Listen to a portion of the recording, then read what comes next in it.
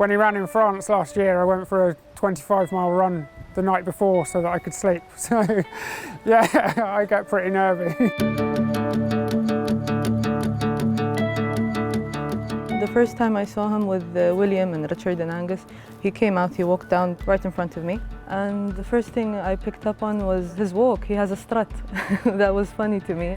My memory's not quite as good as it used to be, but he was by See the Stars, and who's my absolute fave stallion, so they immediately get a second look at See the Stars, but he didn't look like one. He wasn't very big, he was neat. As a 2-year-old, he was heavy. He took his time coming to fruition, really. But he's always had class about him, but we didn't know what he was until he sort of grew into himself a bit and strengthened up. A horse that likes to do his job. So when the horses are happy to be on the track in the morning, I came to see him work one time in the morning on the round gallops, and satisfying for me to see them enjoy their job, and he has his pricked ears even there. He was always one that we liked the look of, but he didn't run at 2 because although he looked strong, he wasn't ready for anything hard. He's always been chilled out, and he's lovely in the box. He's never been a problem to deal with at all. And they're off. Hunter, who's shaken up on the inside, is next. Then follows Desert Wisdom, Alma Feed, and Advance and Baaeed.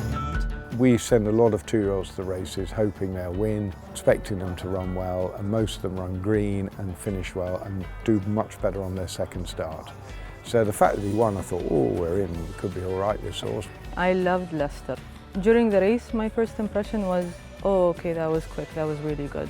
He gave me a thrill, especially at the grieving time. It was a really good thing to watch. The power that's underneath you, you feel if you push the button, he will go for you, and he goes a lot quicker than anything else we've got. I wake up in the morning to ride him, and Sunday mornings when he's going out, you couldn't start the day better. You wake up, ride him out in the sunshine, and there's no other feeling like it. I've sat on a lot of horses, and he's the best I've sat on. I hope it ends on a good note and he stays undefeated. It's just a pleasure to have him, no matter what happens. He's a great horse for us. I think the boss said in an interview the other day that not many people get nervous about it anymore. I do get very nervous, yeah.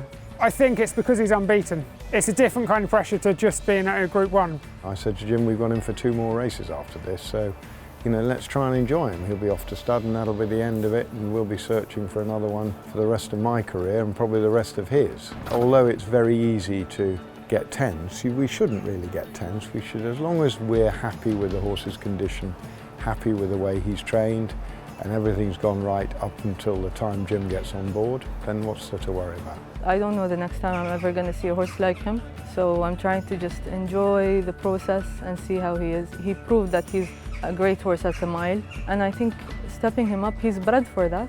I said it to the lads in the yard the other day. I said, this is probably the pinnacle of my career in racing. I'm never going to sit on a horse like him again unless I'm very, very lucky.